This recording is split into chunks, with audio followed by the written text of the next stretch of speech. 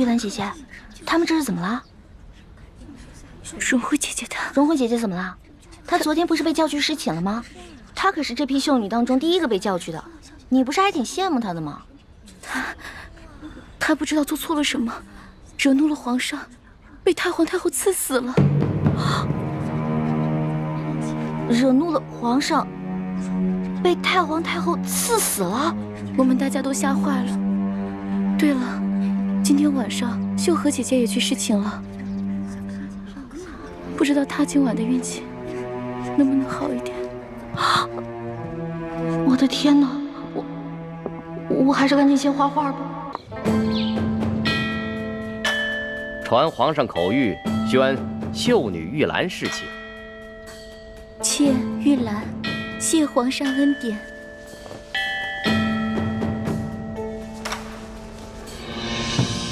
起来吧，随咱家前去沐浴更衣。李公公，秀禾呢？她为什么一直都没有回来？她不会再回来了，她也被太皇太后赐死了。哎，姐姐，公公，可知道秀禾犯了什么过错，被太皇太后赐死了？可否提示一下，也好让妾吸取教训。这个嘛，咱家也不清楚。主子们要赐谁死，那还不是一句话的事，谁又敢多问呢？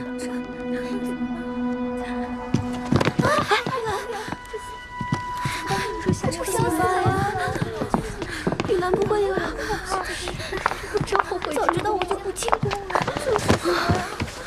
真像我这样。龙小弟啊，龙小弟，我要是再找不到你，恐怕我也顾不上什么执行任务了，只能一个字：脚底抹油，溜了。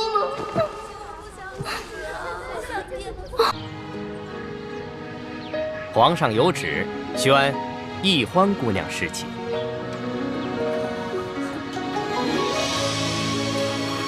臣女易欢，谢皇上恩典。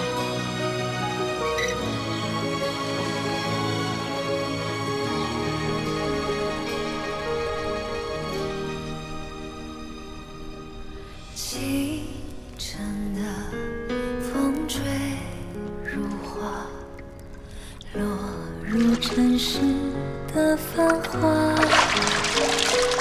爱迎来卷风沙，恨不过一生的牵挂。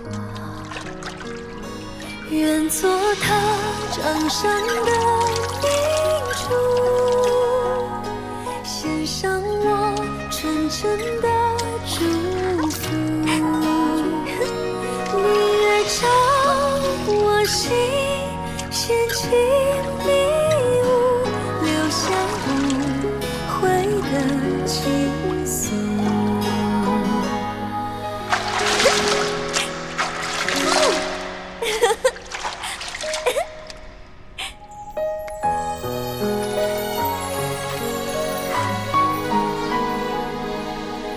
李公公，李公公，我要换的衣裙在哪儿啊？易欢姑娘，侍寝是不能穿任何衣服的。您要是沐浴完了，就请出来，我们为您裹上红绸，然后呢，就抬去皇上的寝宫。不能穿衣服啊？对，就连任何首饰都不能戴。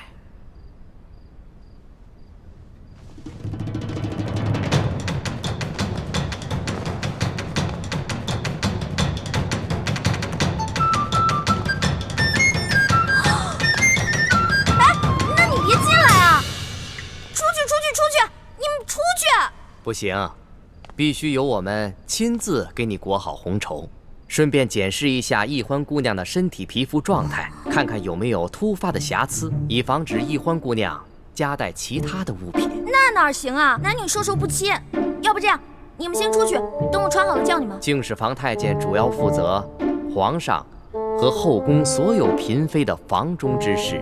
易欢姑娘入宫之后，难道就没有学习过吗？学是学过了，但我现在不是还有点不习惯吗？这，哎，你们，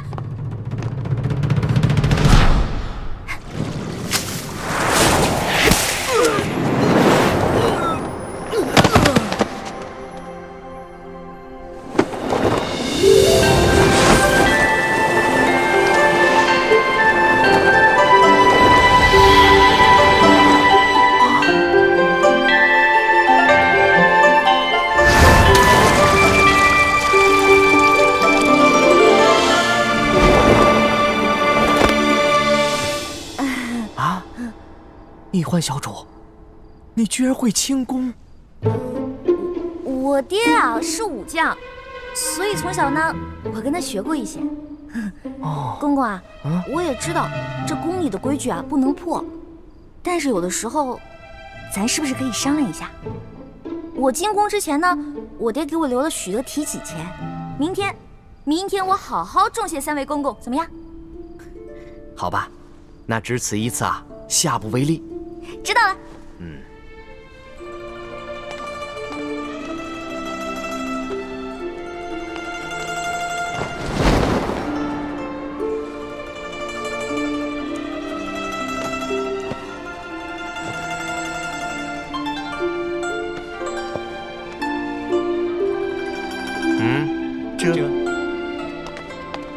哎，那个公公，我把那个丝巾拿一下，我的丝巾，我的丝巾，哎，公公，一欢姑娘，别说丝巾了，一根丝线都不能带。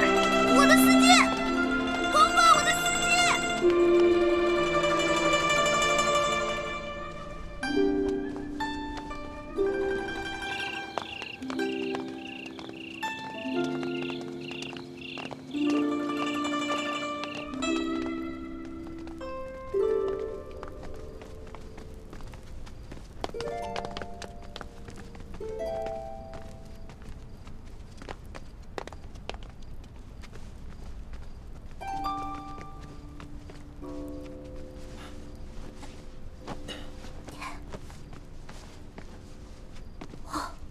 一欢姑娘啊，一会儿皇上可就来临幸你了，可千万不要忘了之前学过的规矩哦，好好的侍奉皇上。好，挂帘子。这。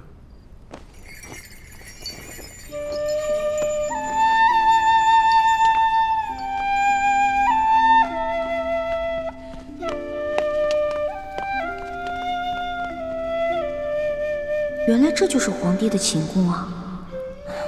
也不知道龙小弟究竟和康熙那个小皇帝说好了没有？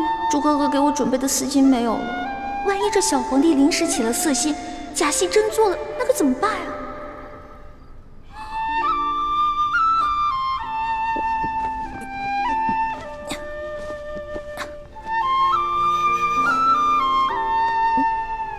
完了！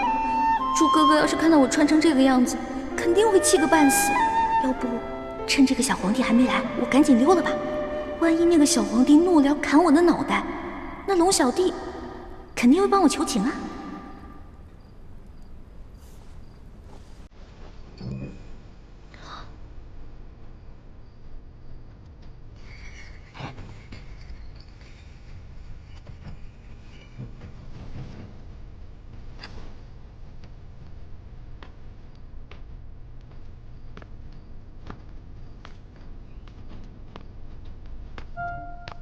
你要去哪儿啊？你谁啊？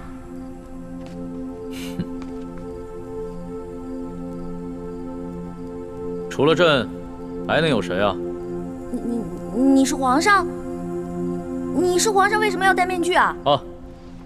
朕喜欢在临幸后宫嫔妃之时，玩一些有情趣的小游戏。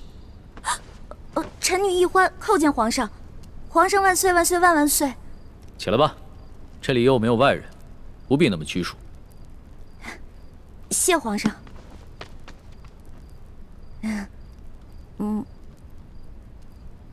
皇上，原来您这么和气啊！我一直……不，说错了，臣女是臣女。没关系，这里没有外人，朕允许你自称我，这样说起话来才更自在。对了，你刚刚要去哪儿啊？我刚刚觉得这屋太黑了，我打算出去找几盏灯，拿回来点一下。朕在就寝的时候啊，喜欢光线暗一些。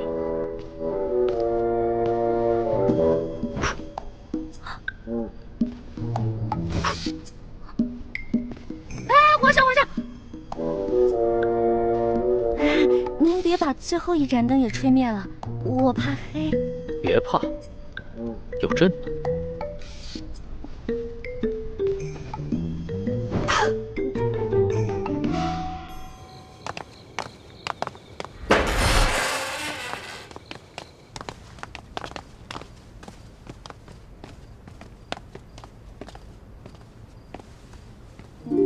微臣李建清叩见厉贵人。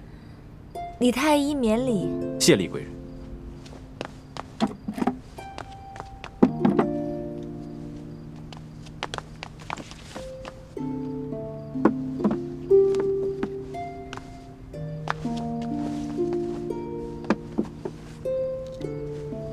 有劳厉贵人。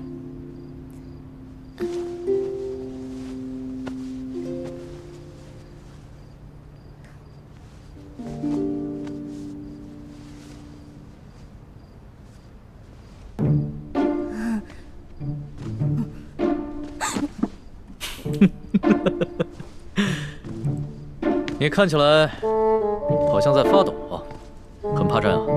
我没有，我只是觉得这屋子比较冷而已。哦，你穿的这么少，难怪会冷。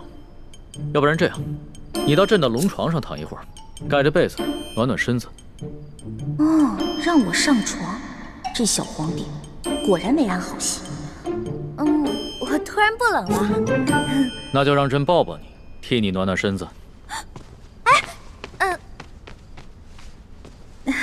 你果然很怕朕啊！可是朕听龙三说过，你的胆子一向很大，你在他面前提起朕来，那可是从来都不怕的呀。皇上，我不是怕你，我就是怕你离我太近了。咱不是说好了的吗？朕和你说好了什么呀？不是我跟您说好的，是龙三跟你说好的。您忘了，咱们这次只是将计就计，您假装宠幸我，为了博取鳌拜的信任啊。今天晚上的事情是假的，不是真的。朕确实是和龙三定下了这条将计就计之策，只是这漫漫长夜，何苦虚度？咱们也不必演戏了，就让朕真的信了你。再说了，这全天下又有哪一个女子不想做朕的女人呢？皇上，这天下女子也不尽是贪图荣华富贵之辈啊。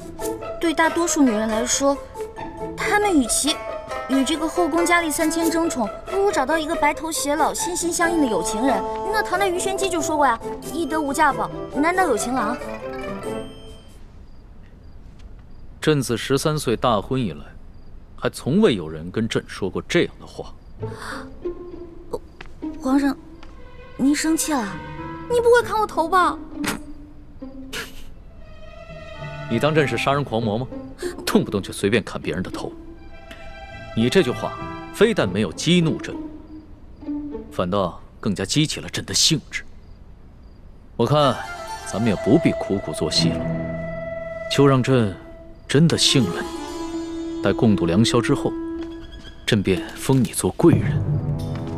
皇上，你觉得如何？皇上，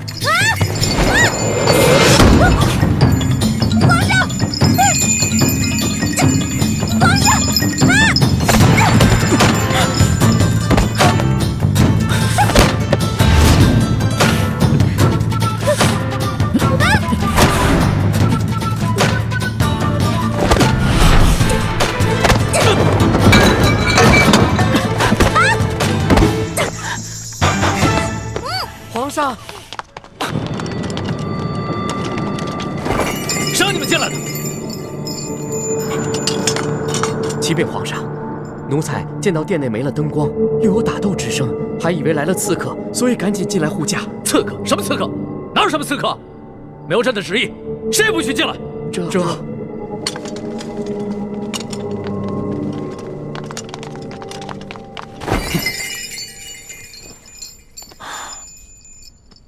好了，别再动手了。再动手的话，真把你当刺客，你这颗脑袋就真的搬家了。你哭什么呀？皇上欺负人！朕怎么就欺负你了？是你先对朕出的手啊！这还是第一次有人敢在朕的龙床上对朕大打出手，只怕也是古往今来第一个敢在龙床上对皇帝大打出手的女人吧？皇上强词夺理，明明就说好了。说好了还强迫人家，人家不想反抗，反抗还不让，反抗打不过人家就吓唬人家，哪有这样的？朕有你说的那么不堪吗？好了，别哭了。要是被外边的太监给听见了，不知道的还以为朕欺负你一个弱女子呢。那皇上你离我远点，我就不哭了。你让朕远点，朕就远点，那朕岂不是很没面子？龙小弟，你在哪儿啊？你还说皇上是个正人君子，结果皇上就欺负我一个弱女子。来，好了，别哭了。哎，朕不跟你这个小女子一般见识。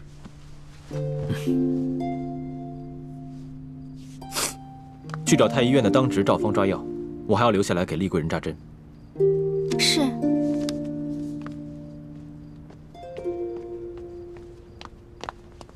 你去烧壶热水，一会儿我要替丽贵人更衣。是。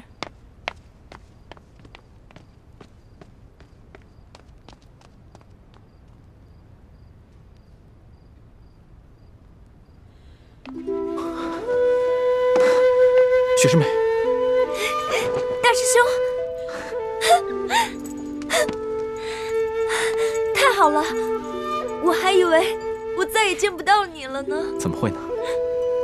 你们师兄妹好好聊一聊，我在外面替你们把风。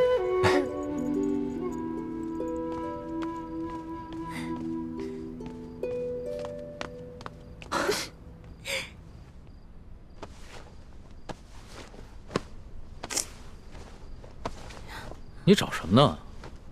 我想找个手巾擦擦脸。这龙床上哪有手巾啊？朕也不想传太监打扰我们。哎，你又想干嘛？放心吧，朕不会动你的。朕堂堂天子，一言九鼎，给你擦个眼泪。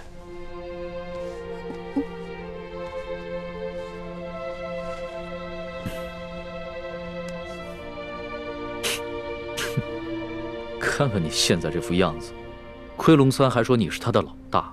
哎，他是现在看到你哭得跟鼻涕虫似的，还不笑话死你？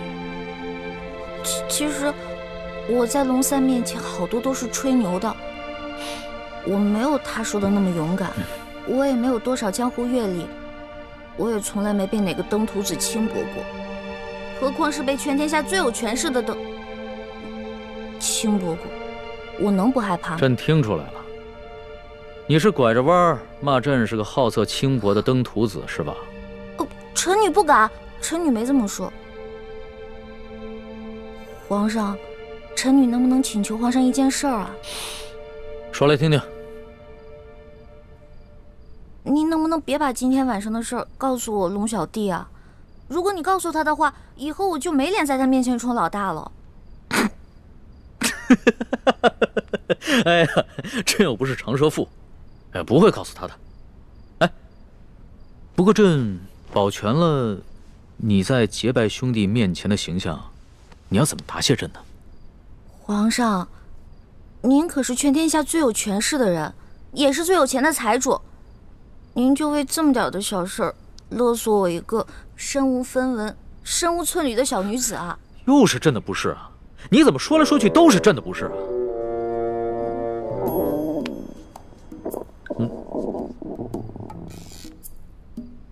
什么声音？是我肚子叫。我今天晚上实在太紧张了，所以没有吃晚饭，现在特别饿。朕想起来了，你最大的爱好就是吃。龙三跟朕说过，你现在在替朕办差，朕也不能让你饿着肚子。说吧，想吃什么？谢皇上，我想吃烤鸭、炸虾丸子、蒸乳酪，还有黄焖小羊排，还有素八碟、珍珠翡翠羹、水晶包子、豌豆黄，再加一壶桂花酿。哎，皇上，您怎么知道我喜欢吃什么呀？这个是龙三跟朕说的。龙三跟朕说呀，你们两个头2次见面的时候啊，你都在跟他抢吃的，朕听着有趣儿，所以印象也就特别深刻。这个龙三，以后再也不理他，怎么把我什么都告诉人家？朕可不是人家，朕是皇上。来人，掌灯，传膳。倾城，你进宫的这些日子以来，过得还好吗？我不得不离开你们这些亲人朋友，来到这个活死人墓一样的紫禁城，和成百上千的女人争奇斗艳，来取悦我们最大的敌人。你说我能过得好吗？对不起，倾城，要你冒名顶替舒婉欣进宫的方案，我本来是不同意的。可这是6位师父一致的决定，我也无力反对。大师兄，你不必自责。就算你反对，我也会主动要求进宫的。毕竟我们这些在明珠谷长大的孩子，没有一个人能为自己活着。就连单纯任性的小师妹，不也阴差阳错的进了宫吗？是我太无能了，还要让你们几个女孩子冒这样的风险，忍受这样的侮辱。今晚，一欢也要被召去侍寝了，也不知道现在怎么样了。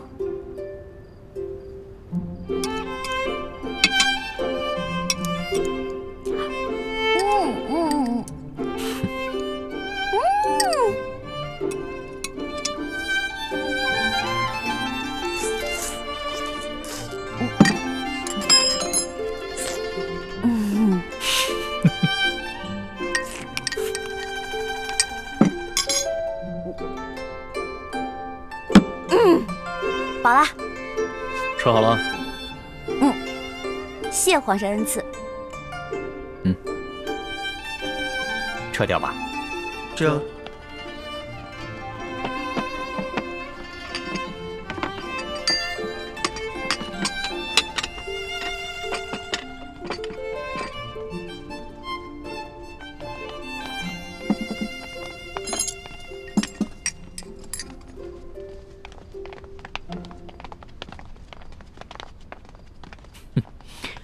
看你吃东西啊，还真是有趣儿。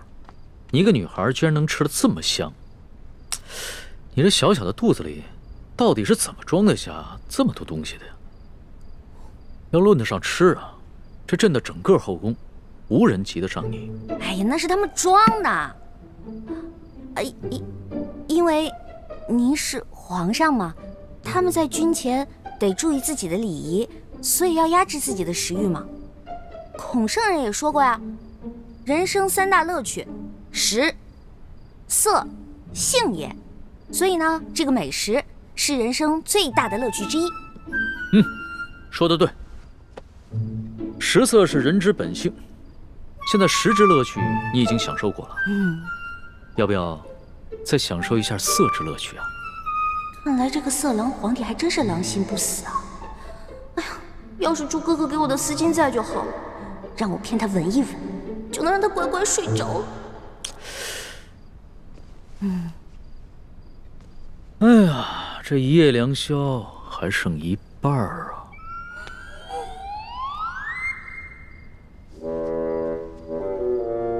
你要不要到朕的龙床上休息一下？哎呦呵！你又想干嘛呀？皇上，吃太多了，我撑到嗓子眼儿了，我想运动消化一下，可以吗？行。要是连这个朕都不准，那朕岂不是很不懂得怜香惜玉啊？你既然想消食，那就请便吧。谢皇上恩典。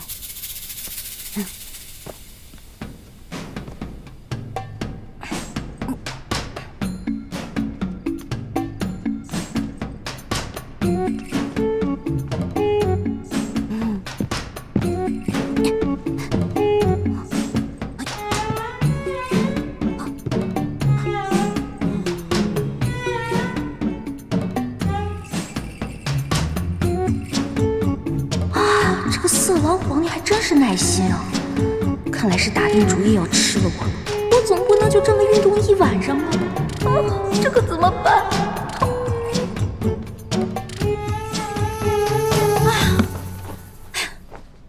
累死我了！你累了？那要不要到朕的龙床上休息一下？哎呦，皇上，我可能吃坏肚子了，我肚子特别疼。刚才吃了好多杂七杂八的，特别疼。现在你肚子疼啊？那要不要朕传个太医给你瞧瞧？那不必了，我只要回自己的房间睡一会儿就行了。既然你都要躺在床上休息，那为什么要回到自己的房间休息呢？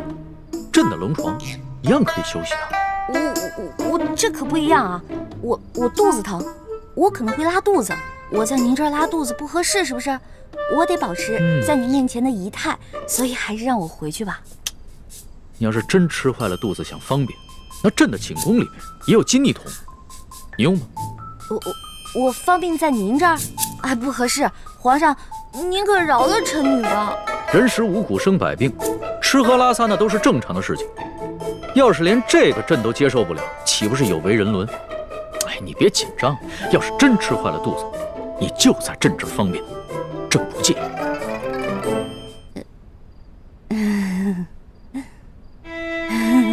你看着我干嘛呀？黔驴技穷了，是吗？这个色狼皇帝想吃了我，门儿都没有。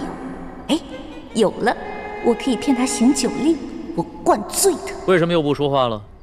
是不是又在想什么花招啊？哎，皇上，咱们玩耍骰子赌酒吧。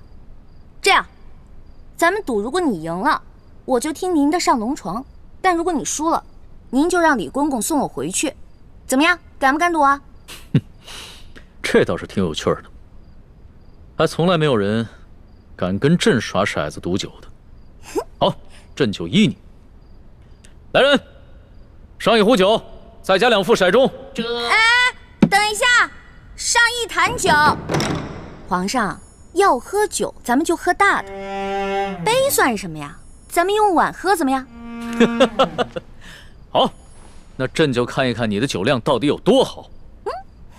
什么？对啊，我以前被召去侍寝，都是这样的程序。这是清宫特有的规矩，任何侍寝的女人都不能幸免。那易欢，现在岂不是很危险？大师兄，你先别担心，小师妹机智聪明，她自有办法应对。易欢虽然有些小聪明，可她毕竟年少单纯，又毫无应付男女之事的经验，而且这是在宫里，她要面对的不是普通的男人，而是掌握天下生杀大权的皇帝。大师兄，你身份特殊，千万别冲动啊！不行，不能在这里坐以待毙。我要想办法去离乾清宫最近的地方，万一出什么意外的话，我好及时出手相救。如果事情真的到了那一步，那我和师父只好放弃潜伏的任务，大家一起杀出紫禁城。不行，不到万不得已，你们千万不能暴露身份，否则我们就前功尽弃了。你跟六师傅最重要的任务，就是潜伏在紫禁城里，找到关系到大业成败的铜匣，还有金钥匙。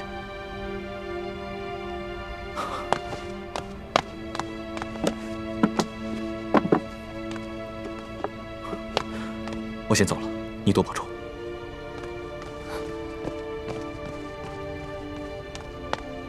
大师兄，为了易欢的清白，你可以不顾生死，而我呢？我在这里以身试敌，你对我就只有歉疚吗？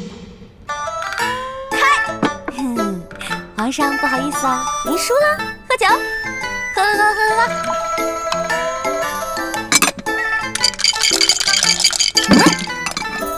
皇上输了，接着喝。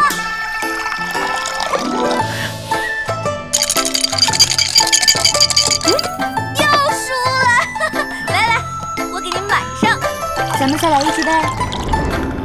不要，我不要，真不要。哎，去哪儿啊？这酒还没喝呢。皇上，皇上，哎呀，让我看看皇帝长什么样。让我看一眼。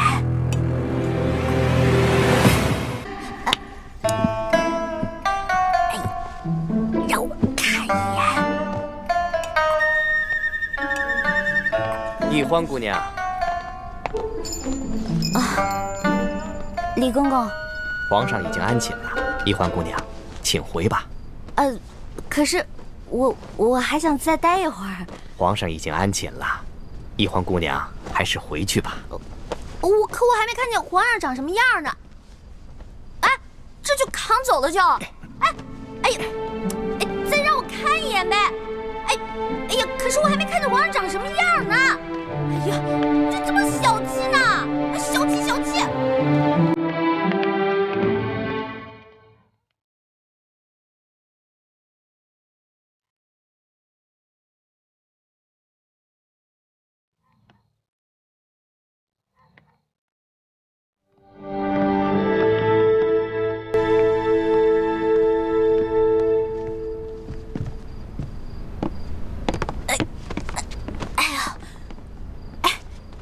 李公公，今天多亏了您了，拿着吧，拿着吧。易欢姑娘，你可真是大方啊！哎，今天我看皇上对待易欢姑娘，比封了正位的娘娘还要特殊。易欢姑娘日后一定能够飞黄腾达。哎，多谢李公公啊！这假如以后皇上再传我侍寝的话，还得有劳李公公多多照顾。小小诚意，小小诚意啊！等我以后飞黄腾达了，少不了你的好处。好说，好说。易欢姑娘，这时候也不早了，快歇着吧。好嘞，好嘞，我走了。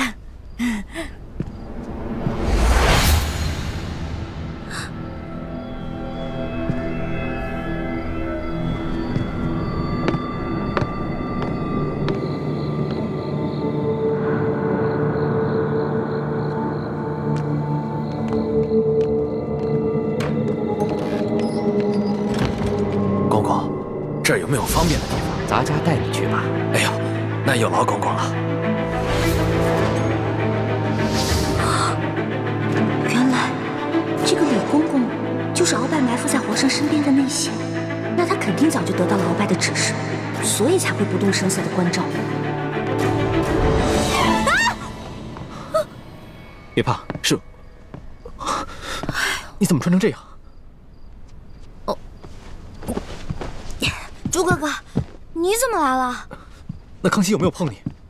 我刚才去见了倾城才知道，原来这宫中给皇帝侍寝，居然要脱光，再由太监用红绸裹着送到龙床上。你没事吧？哎呀，我没，哎呦，我当然没事了。真的没事。听倾城说，侍寝的时候连一根丝线都带不进去，我给你的蒙汗巾肯定也带不进去吧？那你怎么应付的？我就不信，那康熙看到你这个样子，他会不动心吗？他刚开始是有点动心，对我有点动手动脚的。不过我后来跟他提龙三了，我说我们这是假戏，不能真做。后来他就没怎么样了。真的？真的。朱哥哥，你要是再怀疑我的话，那我可生气了。对不起，欢梅，是我错了，我相信你就是了。这次是我太大意了。如果那康熙再找你侍寝，我得赶紧想一个法子，确保万无一失。哎呀，朱哥哥，你先别着急嘛，我有重要的事情要告诉你。我才发现，原来这个李公公就是跟鳌拜勾结的内奸，怪不得李公公今天这么照顾我呢，肯定是鳌拜提前跟他打过招呼了。原来李公公就是鳌拜埋在康熙身边的棋子，此事万万不能让康熙知道。为什么呀？如果我们跟龙三说了，让他汇报给康熙，不光龙三能立功，还能得到好多奖赏。我们可以拿着这些钱去买好多东西，分给谷底的兄弟姐妹啊。欢妹，你又犯傻了。我们这次来紫禁城，可不是来敛财的，我们的目的是要挑起康熙跟鳌拜的内斗。你想啊，如果我们帮康熙除掉了鳌拜埋在他身边的一条蛇，这对于我们来说能有什么好处？对，你说的对，那我明白了。哎，叶哥哥跟樊姐姐怎么样了？刚刚得到他们的消息，他们已经跟踪到了吴应奇的车队，正在想办法下手。我们在宫里的计划还挺顺利的，希望叶哥哥跟樊姐姐能顺利的找到1号金钥匙，这样我们就可以早日平安的团聚了。我先走了，早点休息。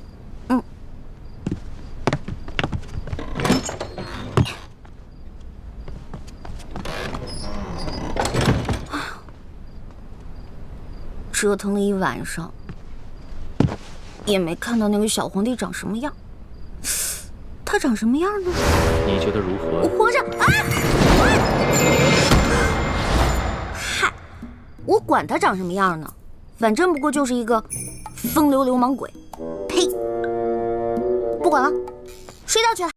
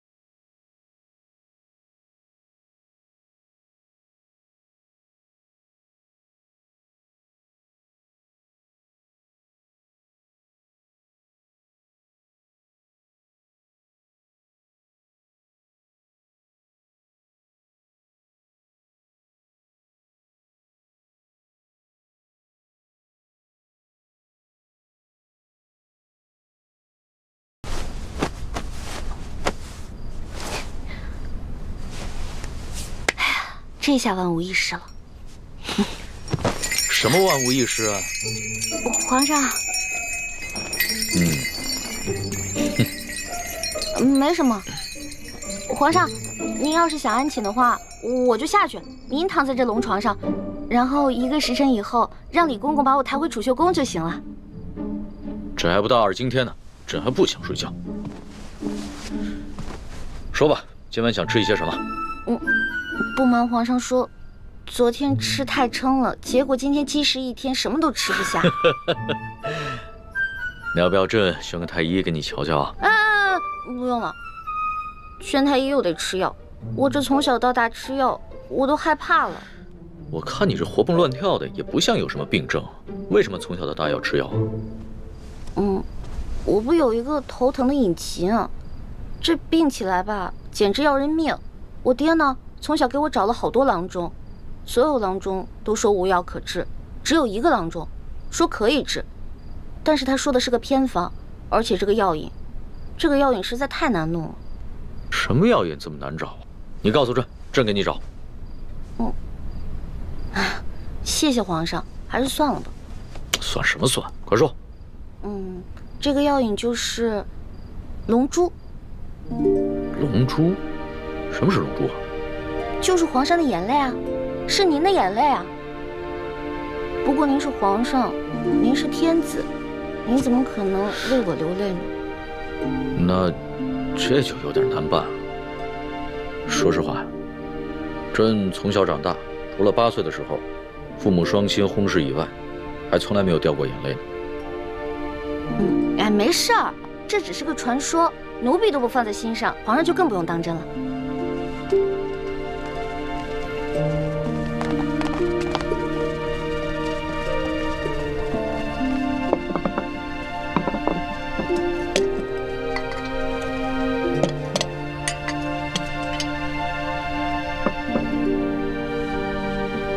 您这是干嘛呀？昨天晚上朕输得一塌糊涂，所以啊，朕今天想挽回个面子，你敢不敢再跟朕赌一把酒啊？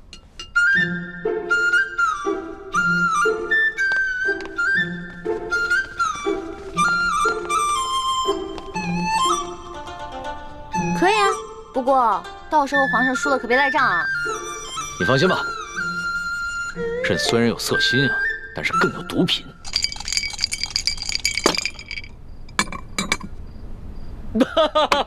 你又说了，来，喝。干嘛？朕都愿赌服输了，你还想赖账啊？有鬼！什么鬼？这好奇怪啊！皇上，你今天掷骰子的手法怎么变得高明起来了？昨天掷骰子10把当中，你最多只能赢3把，可是今天却跟我不相上下了。朕今儿个下午找了几个会玩骰子的侍卫学了一下，朕是天子，天资聪颖，学什么东西一学就会。可是你这掷骰子的手法，我怎么看着这么眼熟呢？是不是龙三啊？果真是他，他居然把我传授给他的独家秘籍传授给皇上了。哎，你不要管龙三了，你虽然是龙三的老大，但朕可是龙三的主子。朕要是问他什么，他就必须得据实回答，这让他做什么，他也得如实做。皇上，龙三可是个老实人，您可千万别欺负他。你这么关心他？我在我们这一辈当中是年龄最小的，所以呢，好不容易当个老大，而且他这个小弟还特别的崇拜我，我当然得维护他、保护他了。行，朕知道了，看在你的面子上，朕就不欺负他了。不过，你拿什么来感谢朕呢？皇上，您现在特别像我认识的一个姓周的乡绅老头。这姓周的乡绅老头长得跟朕很像吗？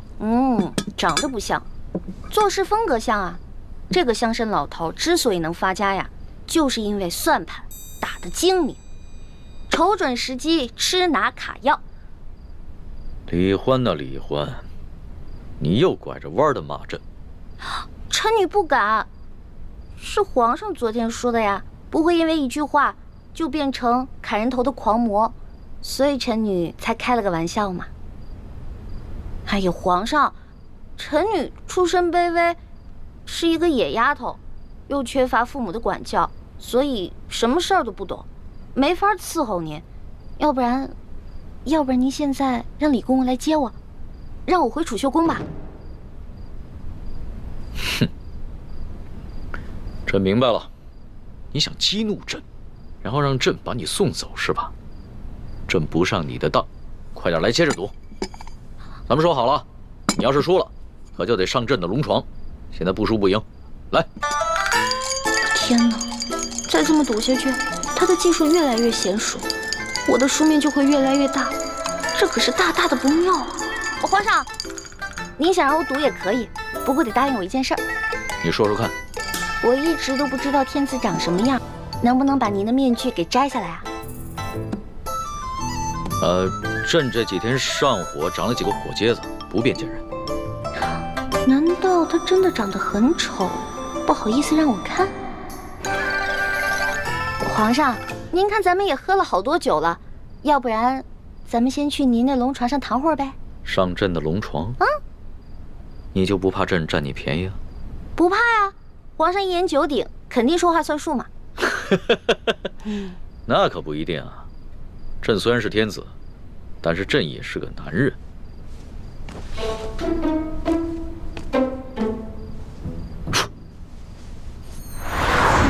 哎，你不是很怕黑吗？有皇上在，奴婢就不怕黑。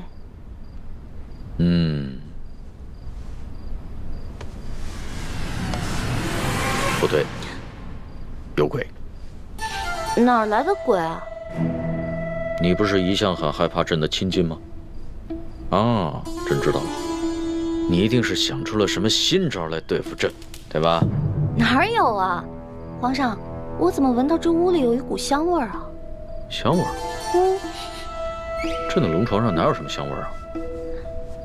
倒是你身上有一股淡淡的清香。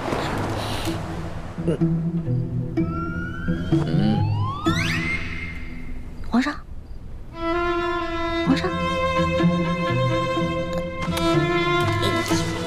咸猪手，不对，咸龙爪。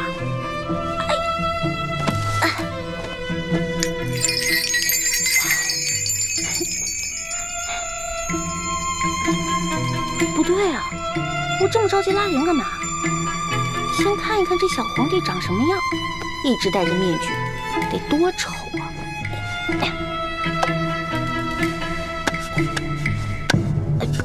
哎呀，我的天哪！皇上已经安歇了，小主该回去了。等一下，哦。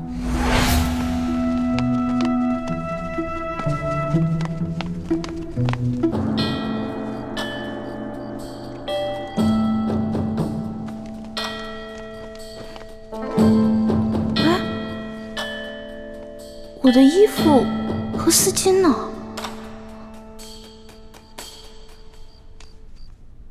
宜欢姑娘，时候不早了，该去皇上的寝宫了。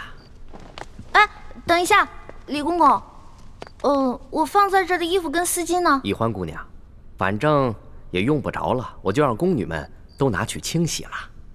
别呀，我还得用那条丝巾呢，李公公。你懂的。宜欢姑娘，你在说什么？咱家听不懂啊。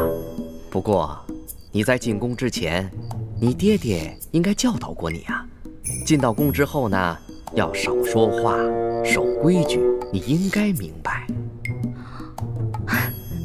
李公公，您不会是把我那条丝巾故意拿走的吧？侍寝的时候啊，什么都不能带，这是宫中的规矩。所有人呐都要遵守。完了，这下完了，怎么办呢？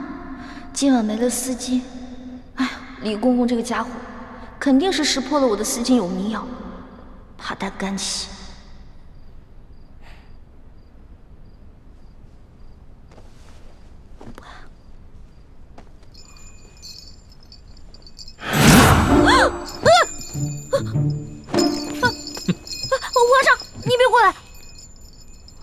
丫头，要是没前2个晚上你对朕的算计，那朕也就饶了你。可是你背信弃义在先，你可别怪朕对你不客气了。等一下，你怎么知道我昨天晚上算计你了？是不是龙三跟你说的？这个死龙三，什么都跟你说了，我再也不理他了。你就别埋怨龙三了，要不是他的话，朕岂能容你这么胡闹？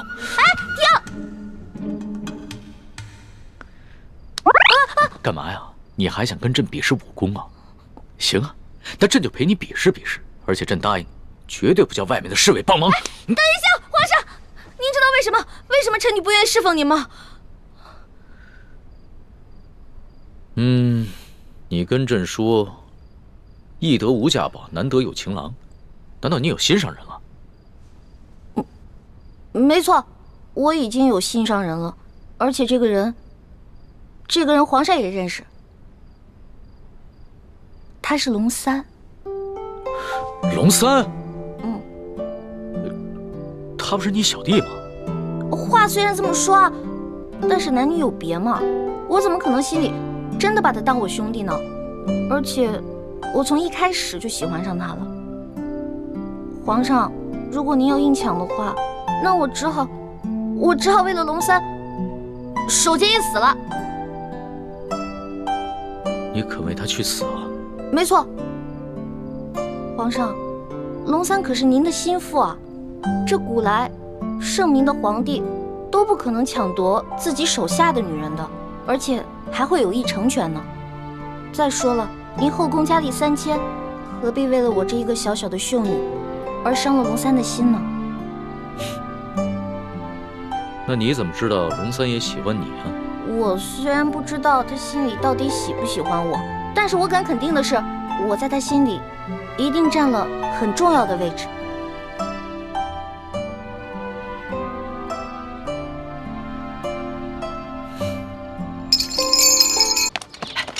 老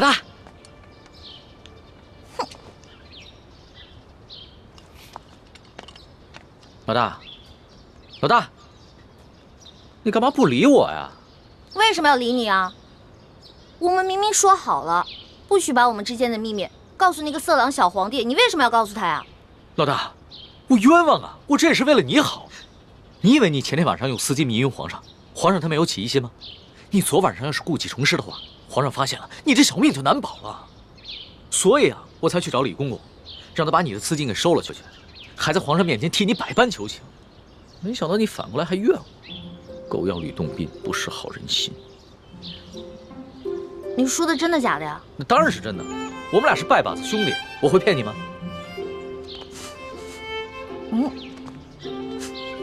昨晚又喝酒了？没有，嗨，我哪能天天不务正业的喝酒赌博呀？我是啊，昨天晚上一个人在房里边高兴，自己喝酒呢。呀，发生什么喜事了？说来听听。昨晚你回了储秀宫以后，皇上把我给召了过去，把你跟他说的话都跟我说了。我从一开始就喜欢上他了。皇上，如果您要硬抢的话，那我只好为了龙三守节一死了。所以，老大，你跟皇上说的都是真的，对吧？我是怕皇上假戏真做，所以我才骗了他。龙小弟，你千万别误会啊！你只是骗皇上？是啊，你想，如果我不把你拿出来当挡箭牌，那皇上肯定会吃了我呀。那你对我？我对你，我们当然是好兄弟了。你是我小弟，我是你老大嘛。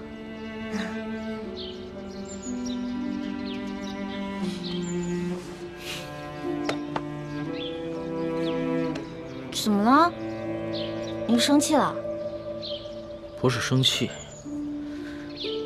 也许你就是情窦未开，说了你也不懂，或者是你根本就是在装傻，所以不论我怎么说，你都会装着不懂。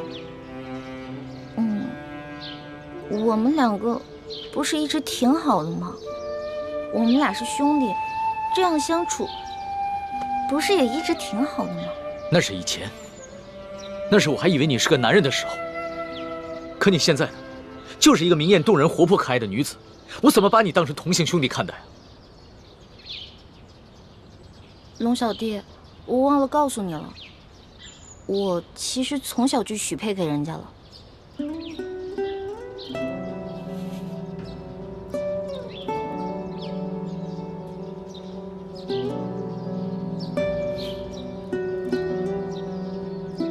所以你很爱那个人是吗？为了他，你连皇上的临幸也不要，对我更是不屑一顾。也不是啦，我们两个从小就定下来的亲事，我跟他从小青梅竹马，他呢对我特别好，我也挺喜欢他的，但是我不知道我对他的喜欢是不是你们说的那种男女之情。我看得出来，你现在说的是真的。那是不是不论如何，不管你待他的情感怎么样，你最终都会嫁给他？我的未婚夫曾经很富有，很有权势，但是后来他们家衰落了，他一心想着要成家立业，先成家再成亲，所以我得一直等着他，我不能嫁给别人。好吧，我明白了。但是皇上信以为真了，他跟我说了，为了照顾我的感受，从今天晚上开始，不会再找你侍寝了。真的？哎呦，龙小弟太好了，多亏了有龙小弟，要不然都没有人在这宫里罩着我了。所以在你心里，对我这个龙小弟的印象，至少比皇上好了很多，是吗？那当然了，咱们两个属于一见如故。这要是皇上跟我拜把子呀，我才不跟他拜呢。皇上怎么可能跟你拜把子呢？皇上他是一国之君，不可能跟你拜把子的，更不会有福同享，有难同当。也是，其实皇上挺可怜的。你说皇上可怜？对啊，我还是第一次听见有人这么说。他是皇上，一国之君，可是呢，没有人会把他当成真心的朋友的，也没有一个女孩会真心的喜欢他。但是你不一样啊，你虽然不是皇上，可是你身边一定会有很多真心的朋友，也会有很多女孩真心喜欢你的。也许是吧。倩倩姑娘，要不还是我和你哥哥骑马，你坐我的马车吧。哦，吴公子，还是我骑马，你坐车吧。这是什么话呀？哪有让女孩辛苦骑马，而我坐马车的道理呢？妹妹，吴公子的一番好意，你就不要推辞了。请，来，我扶你。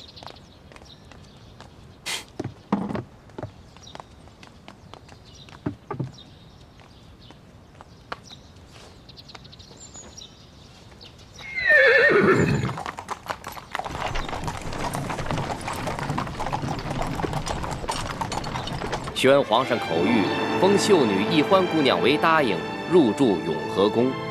谢皇上恩典。都起来吧。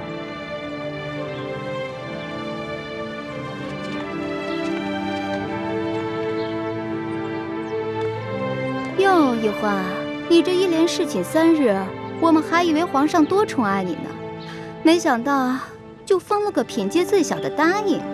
答应就答应吧，反正对我来说都一样。易欢姑娘，您也不必失意。皇上自亲政以来，还从未一连3日召同一人侍寝，这足见皇上对易欢姑娘还是与众不同。虽然只是暂时封了个答应，想必是易欢姑娘有什么地方惹皇上不高兴了。皇上只是稍稍惩戒一下，只要易欢姑娘能够吸取教训，想必皇上还会有恩旨的。谁要讨好那个色狼皇帝了？我才不在乎什么品阶呢。永和宫是雪姐姐的住处，小皇帝阴差阳错的把我安排在了永和宫，比让我当皇后独居中宫都好。易欢姑娘，永和宫的住处已经收拾妥当了，随奴才前去吧。有劳李公公。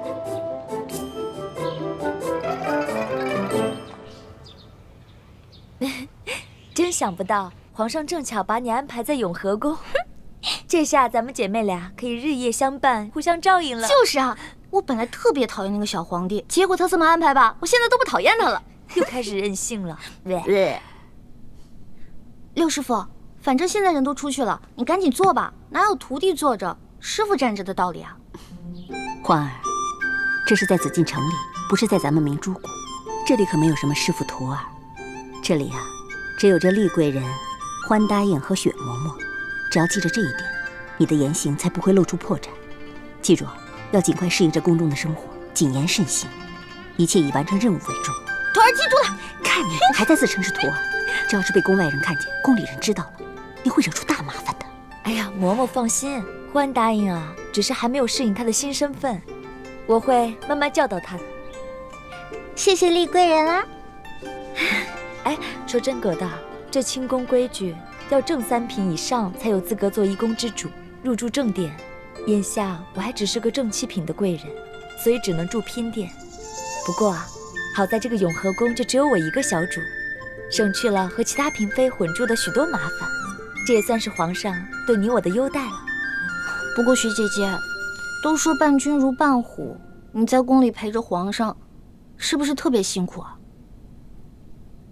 为了光复大明的大业，再辛苦也不值一提。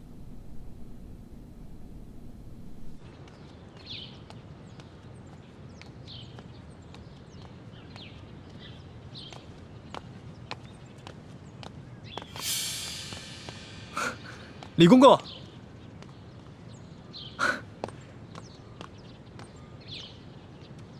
李公公安好。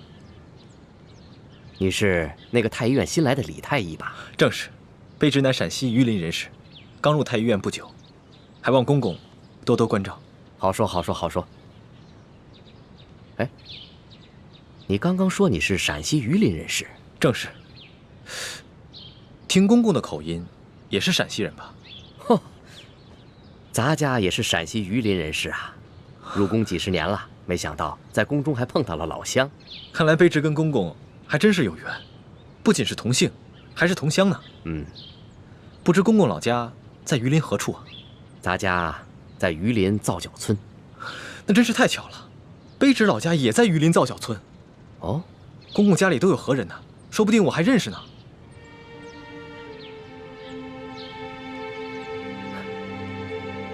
不可能，不可能，不可能，不可能！咱家进宫已经30多年了，那个时候家乡闹兵祸，我的家人都被张献忠的部下给杀死了。卑职不小心触及了公公的伤心事，实在是抱歉。无妨无妨。李太医，你是咱家在这宫中遇到的第一个同乡，又都姓李，这说起来，咱们500年前还是一家人呢。你放心吧，咱家日后一定会多多照应你的。多谢公公。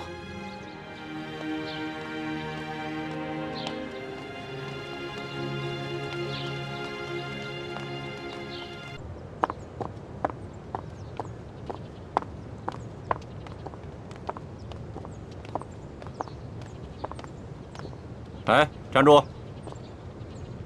看你这身打扮，你应该是个答应啊？怎么这么不懂规矩，跑到这御书房来了？哎，你怎么这么眼熟啊？啊，我想起你来了，原来你也是侍卫，在御书房当差啊？龙三呢？我要见龙三。你是？你忘了我了？大概3个月前吧。当时刑部正押着一群要犯，去菜市口斩首，咱们碰到了。当时你跟龙三在一起，想起来了吗？哎，小孩儿，哎，干嘛呢你啊？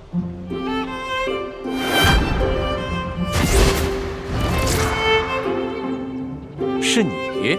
我呀？哎，你是个女的，还进宫当了个答应。哎，龙三呢？龙三？难道你不知道龙三他是？我知道啊，龙三他不是御前侍卫吗？在御书房当差。哦，他是这么跟你说的。我明白了。龙三他今天不在，你身为答应，也是后宫中的人，没有宣召呢，不得随便来到御书房，以免惊了圣驾。现在皇上啊，马上就要退朝来御书房了，啊，你赶快回去吧。哦，龙三也不在，走就走嘛。皇上哪那么容易就惊了圣驾呀？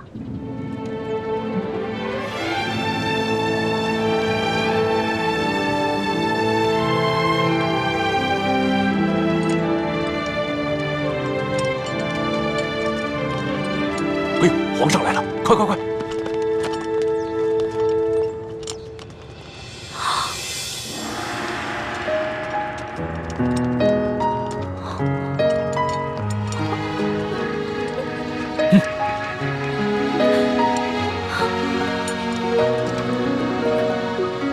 你见了皇上，为什么不跪呀？你是皇上。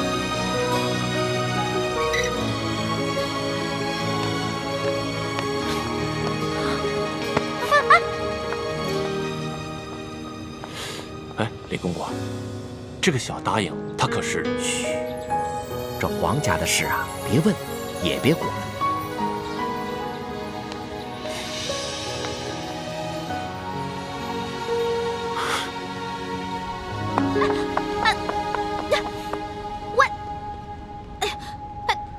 你到底是谁啊？你是皇上还是龙三啊？嘘，我不是皇上，我是龙三。那外面的人为什么称呼你为皇上，还给你跪下了？我真的不是皇上，我只是长相和声音都酷似皇上，所以啊，被皇上选做替身了。你是皇上的替身？对呀，我只是皇上的替身。我们这大清啊，虽说入关数十余年，可是根基还未稳，这皇上又还年少，刚刚亲政不久。不管是那些潜明余孽，还是那些妄想谋朝篡位的权臣，都有暗杀皇上的企图。就拿这个鳌拜来说，连顾命大臣苏克萨哈都敢杀，还勾结内侍给皇上下毒。所以啊，皇上时常让我扮成他的样子。我就说嘛，你吓死我了！你怎么可能是皇上呢？你要是皇上的话，怎么可能半夜三更的去御膳房偷东西呢？还跟我结拜兄弟了，是不是？对对对。所以皇上3日侍寝不肯让我看他的样子，一直戴着面具，就是怕我发现，是不是？对呀。所以你现在知道了，为什么你在宫里面打听不到侍卫龙三这个人？因为我不是普通的侍卫，我不站班啊，我只是在必要的时候出来替皇上一下。那也就是说，你是皇上的替身，那也就得替皇上挨刀子了。我身为臣子，当然要效命于皇上了。再说了，皇上待我不薄，我也是心甘情愿替他卖命。龙小弟，你太可怜了。你说你当皇上的替身，皇上对你好，说白了就是让你去给他卖命。哼，从古至今，所有的皇帝都一个样，自私自利，全都是冷血无耻之徒。老大，你就别当我的面说皇上的不好了，你这不是为难小弟吗？哎，你今儿怎么想起跑这御书房来找我了？还说呢，几天都不理我。我有重要的事情要告诉你。重要的事情？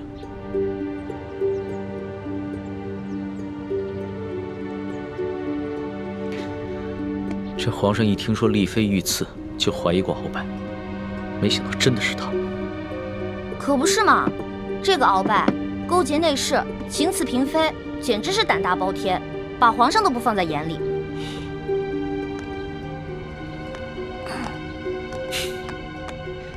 老大，你是不知道啊，这鳌拜把持朝政多年，这朝廷上下、宫中内外全都是他的势力。皇上暗中派人查探了几天，也没有抓住他半点把柄。那难道就这么算了？小不忍则乱大谋，眼下还不是跟鳌拜翻脸的时候，所以只能当作暂不知情了。这个鳌拜贼心不死，还逼着我哥哥要去刺杀丽贵人。你务必跟你哥哥说一下，千万不要听命于鳌拜。皇上已经在暗中想办法铲除鳌拜了，所以要拜托你哥哥多跟鳌拜周旋一段时间了。哎，放心吧，我哥哥啊肯定不会助纣为虐的。不过你说这个小皇帝他的计划可行吗？会不会很危险啊？老大，这皇上呀，可不是你想象当中的那个风流好色之徒。他呀，虽然年少，但是有勇有谋，也算是一代明君吧。龙小弟啊，你就是天生当奴才的命啊！我说，都这个时候了，还替你那个皇上主子说话呢，他能有什么很高明的策划呀？按照我的想法，他呀就是不把你的命当命，关键时刻让你去给他当替死鬼，知道吗？老大，你就别当着我的面说皇上的不好了，你这不是为难我了吗？行，我就是因为把你当兄弟，所以我跟你说话才不避讳。既然你不想让我这样说的话，那以后去捡好听的，假的话跟你说呗。好了，我这气量没那么小，气会连一个小姑娘的口无遮拦都容不下。我知道，你之所以骂皇上，是因为担心我的安危，对吧？当然了，龙小弟，在这个世界上，除了我的亲人，你就是我最亲的人了。你听我的啊，你可千万别因为什么你的皇上、你的主子去卖命，关键时刻你得记得保护好你自己，千万别于衷，知道吗？好，你就放心吧，我可以悄悄地把皇上的计划告诉你。你把皇上的计划告诉我，这么重要的事儿，你不怕我卖了你啊？在这皇宫里边，除了皇上和太皇太后，你就是我最相信的人了。谁让你的心思最为单纯的？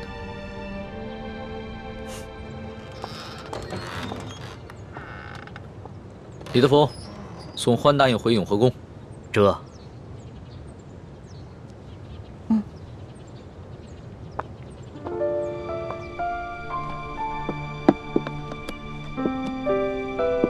没想到，康熙如此谨慎，在宫里竟然备下了自己的替身。在我们入宫计划方案中，第一步是拿到铜匣，第二步就是刺杀康熙。我们一定要周密计划，务必要分清楚谁是替身，谁是真正的康熙，确保一击成功。这就需要小师妹多想想办法了，查清楚龙三的行踪，什么时候会去假扮康熙，又如何区分二人的差别？其实也没什么可难的，至少在临幸后宫嫔妃的康熙，不可能是替身。到时候拿到了铜匣，他再召你侍寝，我们就有机会了。六师傅，此计虽然可以暗杀成功，但忽略了倾城师妹的安危，恐非上策。有大师兄的担心，再危险也值得了。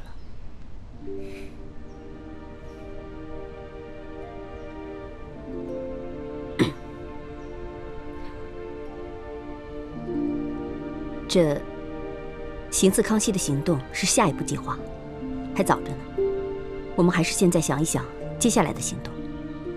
康熙居然会派几个会摔跤的小子去擒拿鳌拜，这个计划比我们未来行刺的计划更加冒险。不如我把康熙擒拿鳌拜的计划告诉鳌拜，鳌拜岂会坐以待毙？到时候他们君臣内斗，无论谁赢谁输，我们都可以坐收渔利。什么？康熙在暗中训练几个小太监、小侍卫摔跤，想借着摔跤的游戏擒拿老夫。你这消息来源可靠吗？他已经开始怀疑行刺厉贵人的幕后主使就是中堂大人，所以加强了对厉贵人的保护，卑职想尽办法也无从下手。这康熙少年老成，若是他真的想拿下老夫，那他绝不会向任何人透露半点风声。更何况，老夫乃大清第一勇士，这康熙岂会指望几个只会摔跤的少年就能拿得下老夫呢？这种计划太过儿戏了。说不定他们是想钓鱼吧，想让老夫主动上钩。若是老夫先动手，那就中了他们的计了。那他就可以名正言顺地下诏拿下老夫了。中堂大人思虑周密，卑职佩服。不过，宁可信其有，不可信其无。若是皇上单独召见中堂大人，大人小心防备为好。老夫这大清第一勇士可不是浪得虚名，又怎会怕他那几个只会摔跤的少年呢？更何况老夫在宫中埋伏下了不少的心腹死士。若是康熙小儿真的敢冒险与老夫翻脸，那老夫定会让他后悔莫及。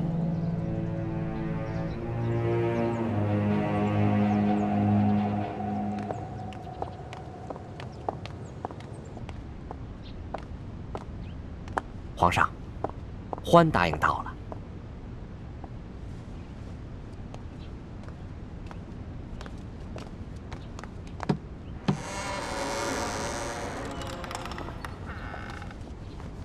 奕欢，叩见皇上。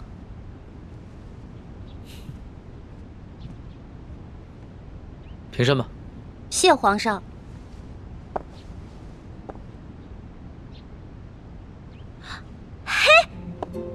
是你呀，龙小弟！哎呦，你小气的，你给我装什么皇上啊？这皇上跟龙三竟然长得一模一样，你怎么知道在你面前的是龙三，不是皇上呀？我怎么可能不知道啊？哎，皇上啊，那3日侍寝，虽然把灯光调得很暗，而且还戴了个面具，但是我可以看他的眼睛啊，他的眼神跟你完全不一样。你的眼神呢，温柔体贴，他不是。皇上看你的眼神很冷漠疏远吗？也不是。他看我的眼神有一种猎人看猎物的感觉。哎，我也说不清楚，反正那种感觉就很奇怪，就是觉得他不是什么正经皇帝。要不是你们俩眼神不一样啊，我还真认不出来。哎，对了，你叫我来干嘛？我这次叫你过来呢，是想跟你道个别。道别？你要去哪儿啊？还记得我上次跟你说过的要擒拿鳌拜的计划吗？今天就是计划展开的日子。皇上已经宣召鳌拜单独来御书房觐见，所以我要亲自动手，和那些训练已久的侍卫和太监们一起擒拿鳌拜。什么？你要亲自跟鳌拜动手？鳌拜可是大清第一勇士，你亲自动手你就死定了。鳌拜一日不出，皇上就无法真正亲政。而且鳌拜手握军权，皇上也不敢下旨捉拿鳌拜。但是鳌拜此人呢，自恃武功甚高，性格极为孤傲，他绝对想不到皇上会找几个摔跤手在宫里边要擒拿他，这样出其不意，反倒有可能成功。而且皇上还安排了李公公在茶里边下了一些药，鳌拜喝了以后就会内力尽失。李公公，皇上让李公公来协助你？对啊，李公公从小就进宫了，侍奉过太祖皇帝和先皇，深得太皇太后的宠幸。可是那个李公公怎么了？算了，没事了。龙小弟，你别那么傻，你别替皇上去卖命，你肯定会死的，你别去了，行不行？所以啊，特意让你过来，跟你道个别。毕竟我活到这么大，你是跟我关系最特殊的人。这一世，我可能只能做你的龙小弟，是你的结拜兄弟。可是来世，我希望做你的青梅竹马。老大，你怎么哭了？我们2个是结拜兄弟，说好有福同享，有难同当的。你要是去送死了，就凭我这三脚猫的功夫，根本救不了你。那如果你死了，那我也得去死啊！我还不想死呢，我还有很多美食没有吃呢，我还有很多心愿没有完成呢。那你就别陪我去死了，让我自己一个人死就好了。反正我在九泉之下也不会怪你，顶多变成厉鬼来缠着你。呸！你明知道人家心里特别着急，你还说这样的话。老大，好了，别哭了，啊！这个计划他又不一定会失败，也许就成功了呢。道完别了，你先回永和宫等消息吧。龙小弟，只能这样了吗？没有什么更改的可能了吗？只有过了这一关，皇上才是一条龙，要不然的话，他只是一条虫。那你等我一下。你要干嘛？哎，不许进来啊！我没让你进来，你不许进来。哎，不许进来。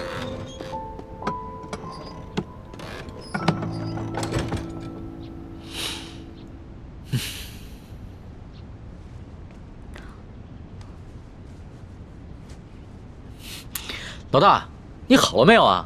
你再不出来，鳌拜可就来了。哦，我知道了，知道了，马上。老大，我进去了啊。老大，你好了没有？老大，你不会真是以为我要赴死了就要以身相许了吧？呸呸呸呸呸！你怎么变得跟那个小色皇帝一样了？真是近墨者黑。喏，给你的。这个是金蚕背心，鳌拜给我的，据说可以刀枪不入，水火不侵。反正我留着也没用，给你穿吧，你还能保护着你自己。好香啊，老大，这上面还有你的体香和体温呢。你干嘛用那种色眯眯的眼神看着我呀？你这样很猥琐，知道吗？你赶紧穿上吧，这之前我贴身穿的，反正我用不上。你穿上以后还可以护住你的要害呢。既然是你穿过的衣服，那我当然要穿了，要不然你替我穿。你这说的什么鬼话呀？我不想理你了。哎，老大，哎，老大，我是你老大，你是我小弟，所以你得听我的，知道吗？不能死。是，遵命。